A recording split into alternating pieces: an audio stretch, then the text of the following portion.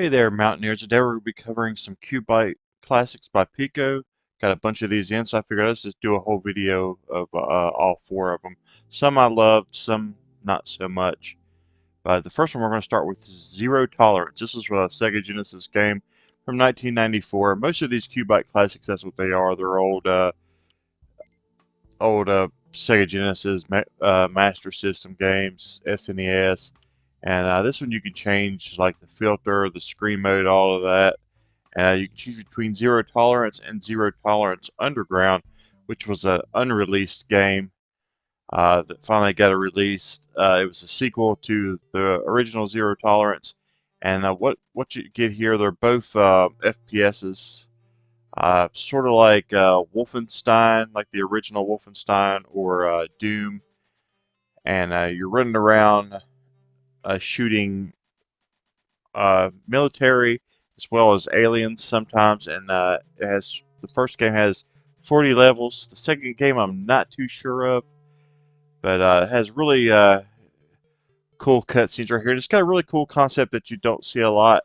You have 5 lives, but they are with 5 different characters. So you have like your team, and you're going in here trying to complete each level with that team.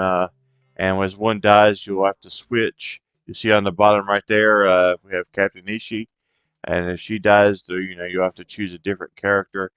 You have tons of different weapons. The enemies will drop weapons as well as ammo. If you've played Wolfenstein or Doom or anything like that, you know what you're in for. It's pretty much the same concept. To me, though, I just wasn't really crazy about it. It's like seems like the controls. I don't know. It just seems kind of like you're on ice, like really really slick.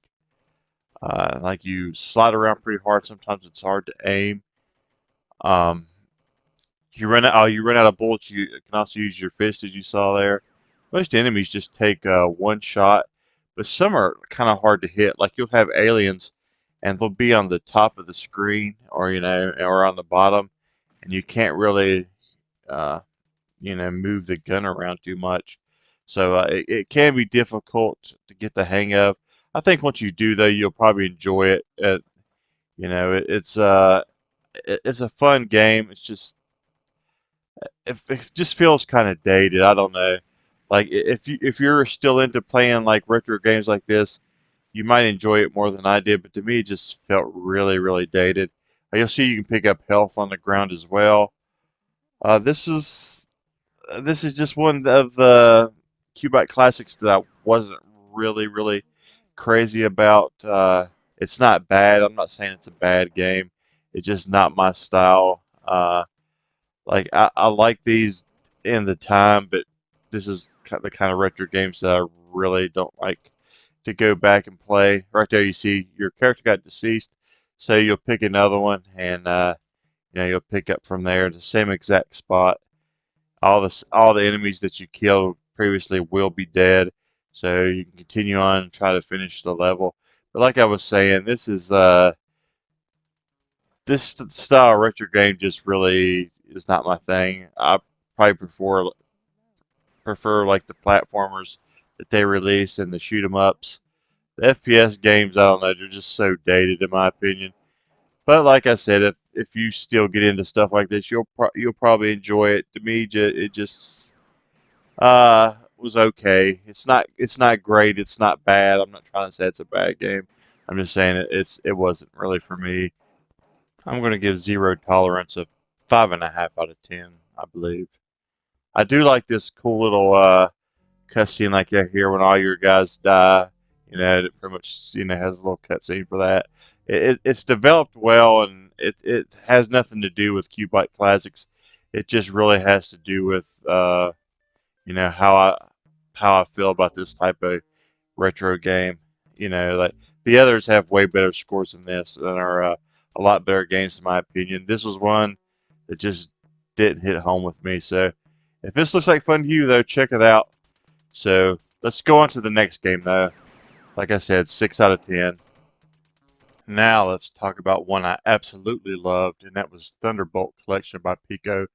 This has the 8-bit and 16-bit versions. The 8-bit were originally on NES and the Famicom, and the 16-bit were originally SNES titles. And these came out in '93 and '95, and it's kind of a steal because most of these QuByte classics are around the $8 mark. So to me, this one was a steal. I actually enjoyed the 8-bit version more, even though I think it's more challenging. And, and it's less just it's just less developed. There's less you can do. But for some reason, I don't know, I just really enjoyed the 8 vision more. There's different color pickups you can pick up, and that's your weapon style. Like you see there, the white and the red. If you pick up the whites, you can upgrade your fire style. And if you hit another color, it'll switch. So you really want to just pick up the one until it's maxed out of the color weapon that you want to use. There's also like missiles and other things that you can pick up as well, like ships that go around you that kind of act as a shield and hit other enemies. I like the bosses on the first one better than I do the second game. The second game, they all kind of feel the same. That may be one reason why I like the first game better. Plus, it also reminds me of a game I loved as a kid, Star Force. I never actually played this one when I was younger, but I really enjoyed it, and I plan to play it a lot more. I didn't get super far on these because I wanted to get some video footage and get the review out there. But this is definitely one I'm going to go back and play a whole lot more of. I really enjoy stuff like this, and I think for that price, it's a steal. I think most people that enjoy shoot 'em ups are going to enjoy these two. They're challenging. The first game, especially the 8-bit, the 16-bit one's not as challenging. So some people might enjoy the second one more, but I actually enjoyed the first one more. I think both are really good games, though. Both you're going to just have a great time with. The second game, we should be jumping into here in a second. I don't see why we're getting two of the same boss fights on my video. I guess I just messed up on my, on my footage here. But yeah, like I said, there's tons of enemies on the first one, tons of little power pickups, things that you're really going to enjoy about it. But let's go ahead. I'll jump onto the second one now, even though we're still looking at the first one. I believe it should be the next little clip that we see. It should be the new game. The new game has the same kind of concept where you're trying to pick up the color orbs and upgrade that weapon to the max. But it's just simpler, I feel. Yeah, here we go. Here's Thunderbolt 2. It's just an easier game, I feel. You can select easy, medium, hard up on these. And there's also carts, like if you want the retro lines and all that stuff. You can mess with those like you do all their games. Over here you'll see you pick up speed as well on this one. That's something that you didn't get on the first one. So you'll start out kind of slow and you'll pick up speed. There'll be tons of enemies on the screen. This one also has something different. It has like a power up. It's like I think it's called a bomb because I see a B there, but where you can explode everything on the screen. That also makes it easier as well. You also have a certain amount of men, so if you get to a boss and you die, you can use those bombs all over. So that's another thing that makes it a lot easier. Both of these games, all these QuByte classics, have a save feature, and you're definitely going to need that on some of these old games if you don't want to,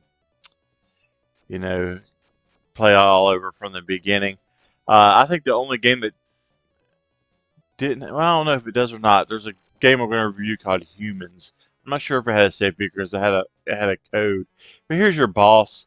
They all typically have this. They look the same, really, just a little bit different. But they all have like really varying attack styles that you have to pick up, and that's something I enjoyed. But look at this weapon when it's like fully maxed out, like how big the range is for it. We didn't. We died on that one, but we did beat this boss. See, yeah, you see, you got another life, and when you come back, you have a less powerful weapon. You'll lose your upgrade, so it's best to try to stay alive so that you got full upgrade. There's also health picks up as well, but this one, I love it. I played this a ton, and I can't wait to play it more. Like I said, here's another variation of that boss and how differently they attack. You know, you just have to learn the style, and you'll get past it. This game's a lot easier than the first game, but they're both really good. You know, I enjoyed the first one more, but this game is great as well. I probably played this one the most because I was getting so far and you know, advancing through the game easily. So I was like, well, I'm getting more clips, so let's go ahead and, you know, just roll with this one. I like the green weapon probably the best. But all of them, you know, they have their purposes. They cover different amounts of areas and stuff. Like some spread out more. But yeah, that's the Thunderbolt collection. I think it's worth your time. I think it's worth your money. I I think it's a steal actually at $8. I believe that's what it is. You get two really good shoot 'em ups that, you know, you're going to invest some time into, and they have replay value in my opinion. This is two really just classic games. They might not been big games in their time, but they're still really good games now. You know, a lot of these retro games just don't hold up now, but this is one that definitely does. So definitely pick this one up. Definitely let me know in the comments what you thought about it. And we're going to cover a game that I didn't like as much as this next, so please stay with us. But I'm giving this one a pretty good score that might surprise you. I'm giving this one an 8.5 out of 10. I loved it. I enjoyed every second with this one. Like I said, I can't wait to finish this review and go back and play it some more. These QuByte Classics games, they're kind of hit and miss. They're kind of like not super popular games, but some of these not super popular games are games that are really enjoyable if you go back and play them, and this is one of them. You're going to have a blast with it. I had a blast with it. So thanks for watching, guys, and let's go on to the next game. Next, we're going to talk about Gem Power and the Lost Dimension.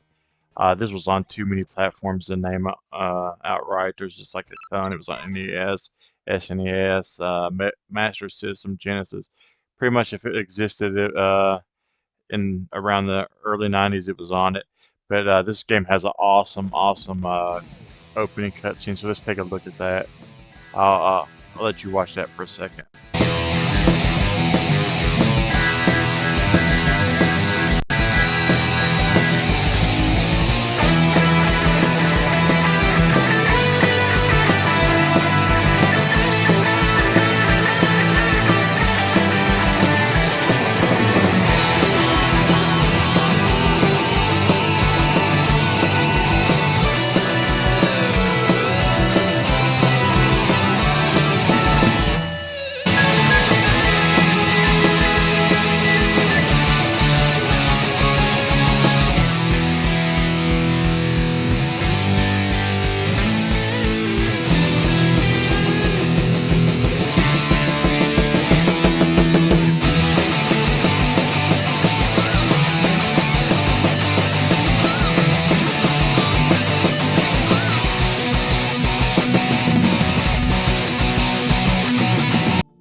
Okay, isn't that just amazing? That reminds me of like a Shantae or a Wonder Boy opening credit, like light years before its time.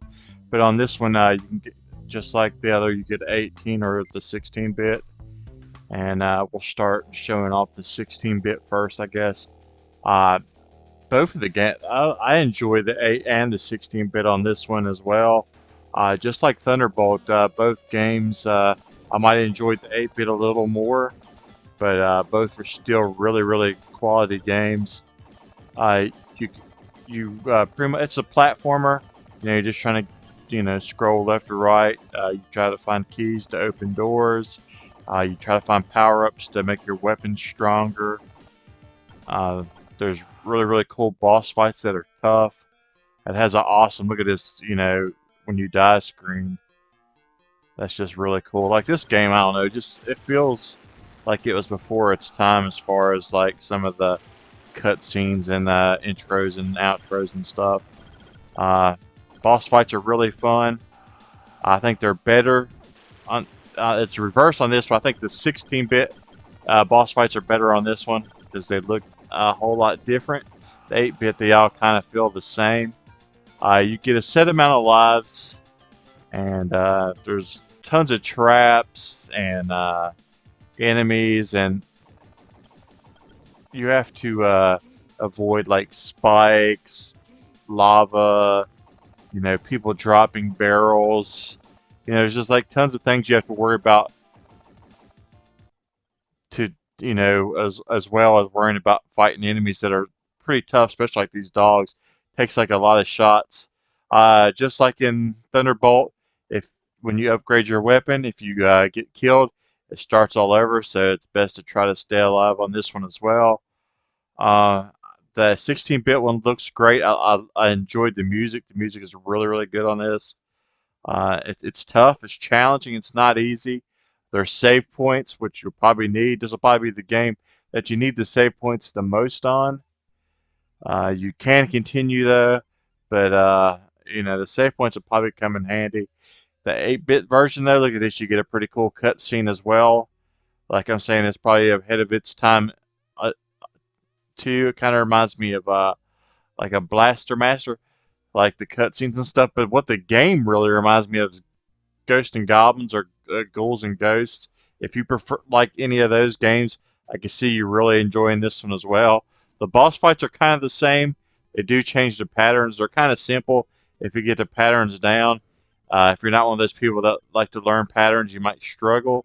But if you're a person that likes to learn boss patterns and attack styles and things like that, you shouldn't have no problem at all.